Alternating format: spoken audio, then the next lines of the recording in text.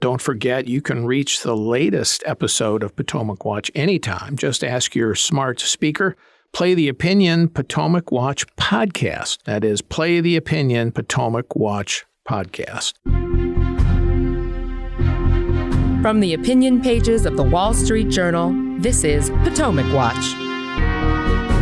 Welcome back. I'm Paul Gigot with the Wall Street Journal, and I'm here with Kyle Peterson and Kim Strassel. And Donald Trump wasn't at the debate, but he did come up, particularly as the moderators raised the question of the indictments that Trump is under. He will be in a Georgia courthouse today where he will be booked on felony charges related to the allegation of trying to overturn the 2020 election. Interesting, Kim, Ramaswamy, of all the candidates, emerged as Donald Trump's biggest defender. And I have to say, the strategy is a tad puzzling to me because it seems to be self-limiting in this sense. So let's say he rides that to become the leading alternative to Trump, that emerges from the pack and goes one-on-one, say, after South Carolina with Trump. After you've been praising him for 6 months, what's your line against him? How do you beat him? Well, I've been making this case for a while, not just with regard to Vivek Ramaswamy, but also Ron DeSantis, who has seemed to be, at least in the first part of his campaign,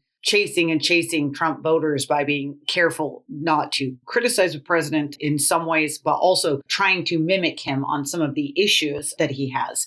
Because here's the problem with that is that, yes, Donald Trump is leading in the polls. But if you dig into those polls, the core of his support, that real base of people that, would get down on the train tracks for him, they're not changing their vote no matter what to anywhere else. It's probably more like 25%. That leaves you 3/4 of the party that either actively doesn't want him to be president or is actively looking to see if there is an alternative to him. So not only do you get that tactical problem that you mentioned, Paul, about how do you attack him later, how do you go after him, but how many people are you alienating by refusing to make a distinction or refusing to call him out on any of the things that those voters themselves have had issues with when it comes to Donald Trump's behavior? One of the things that was really striking to me during the debate is that a number of people up on the stage did go after Donald Trump on substantive questions. Nikki Haley went after him for his period in office and the amount of spending that went on under Republicans.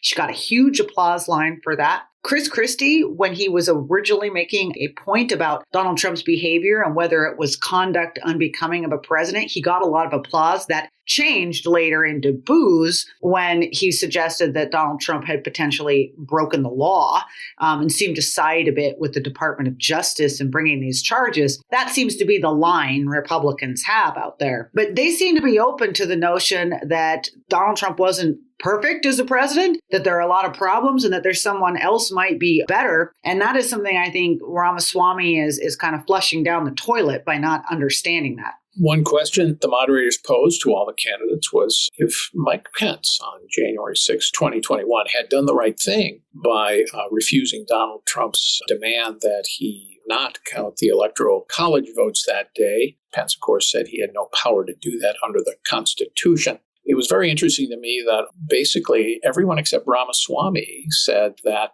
I think that Pence had done the right thing. Let's listen to an exchange involving that question with Ron DeSantis. I think the American people deserve to know whether everyone on this stage agrees that I kept my oath to the Constitution that day. There's no more important duty. So answer the question. I've answered this before. So yes. Why are we? Mike did his duty. I got no beef with him. But here's the thing: is this what we're going to be focusing on? I'm relieved. Going forward, the rehashing of this. I'll tell you, Governor the DeSantis. Democrats would love that.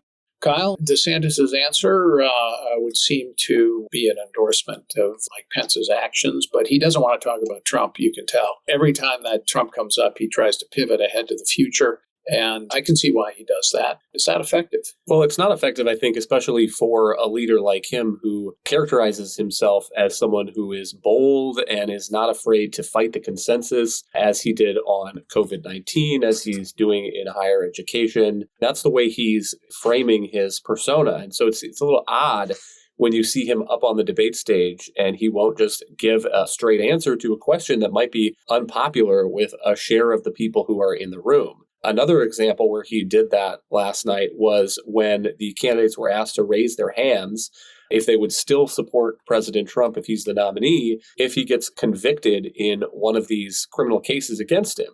And there was some hesitation, then a few people raised their hands, and Ron DeSantis was one of the guys looking around, looking left, looking right, trying to see who else had their hands up. It was really a cringe moment, I thought, Kyle. I mean, he just didn't want to commit. He looked around and said, oh, okay, I guess I better raise my hand. Yeah, and he's getting a reputation, I think, as somebody who has a really good record in Florida, but is also trying to have 1 foot or half a foot in this populist Trump camp. And it's not really working to my eye because it seems like he's not doing it very credibly. It seems like he is trying to be just populist enough and just pro-Trump enough to keep those voters. And he just looks like he's calculating.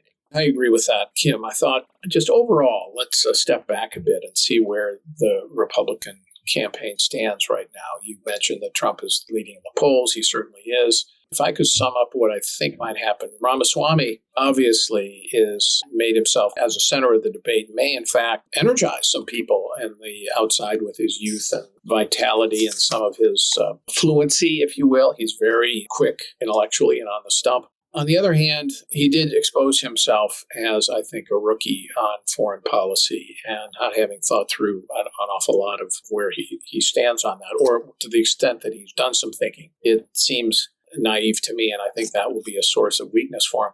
I think Haley helped herself a lot, Kim. I really do. I think she seemed to be prepared. She sounded like a grown-up, and we'll see if she breaks through. The one big disappointment for me was Tim Scott, not because he said anything that was wrong, but just because he didn't want to engage in a lot of these debates that were taking place. So he became something of an afterthought and didn't make a strong impression. And I don't know, maybe he just have to shed some of that night sky character he has to be able to mix it up in future debates and make an impression. It's clear he's playing in Iowa, and he's endorsed, like Pence, the 15-week abortion ban nationwide, but he's going to have to do more to break through. Yeah, I couldn't agree more. And I do think that a lot of that comes down to the fact that he's very deliberately running the nice guy candidacy. We need a more civil discourse out there. Now, notably, Mike Pence has been doing that too, but it didn't stop him from charging out of the gate and leveling a few roundhouses at a couple of people up on stage, which were deserved. And there's no reason Tim Scott can't do that as well, do so in a civil manner. Because I think the real problem for Tim Scott is that by not engaging last night, it highlights what's been a rap on him and on his candidacy, that there's not many issues when he's been in the Senate that he's led on or sort of embraced from a policy perspective. There are some things here and there. He was at the head of the policing reform bill that attempted to get through Congress. He has had some real work in opportunity zones in terms of the tax code. But I mean, those are very discrete areas. And people want to feel reassured that this senator, who hasn't necessarily led anything, has a more fleshed out worldview and ideas. And so by being quiet, I think he didn't help him in that regard. Totally agree. Nikki Haley had a good night. I think Mike Pence had a good night. I think the big question for me is, will the media that is so set on this narrative that Donald Trump is a shoo-in and that, the field is going to be divided, are they going to make the space for those candidates who did have a good night to capitalize that on and get in the press a little bit more and get some momentum? I think that's going to be some of their challenge too. I agree with that, Kim. We'll see. I think you're seeing already the post-mortems on debate where most of the press corps just wants to anoint Donald Trump, not because they support him, but because they think he's the one they can beat with Joe Biden in November. All right. Thanks, Kyle. Thanks, Kim. Thanks all for listening. We'll be back tomorrow with another edition of Potomac Watch, and no doubt a fair bit of fallout from this week's presidential debate. Thanks for listening.